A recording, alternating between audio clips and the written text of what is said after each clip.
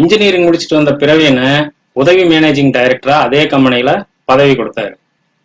ஆனா பிரவீனுக்கு எந்த அனுபவ அறிவும் இல்லை. ஓனர் பையனுங்கிற ஒரு தகுதியை தவிர வேற எந்த அனுபவமும் கிடையாது. சொகுசு கார்ல வந்து கம்பெனியில என்ட்ரி கொடுப்பான். ஊழியர்கள் தன்னை விஷ் பண்றாங்களான்னு ஓரக்கண்ணால பார்த்துட்டு அசால்ட்டா போயிடுவான். ஆனா பிரவீனோட வாழ்க்கை காலையில 10:30 மணிக்கு தான் தொடங்கும். ரொம்ப சிரமப்பட்டு தான் எந்திரிக்கவே முடியும். ஏன்னா ராத்திரி 2 மணி வரைக்கும் ஃப்ரெண்ட்ஸுங்களோட அரட்டை, ஐபோன் பாக்குறது, வீக்கெண்ட்ல ஃப்ரெண்ட்ஸுங்களோட பார்ட்டி, இப்படி ஏதாவது ஒண்ணுன்னு 2 மணிக்கு முன்னால அவன் தூங்கினதா சரித்திரமே இல்லை.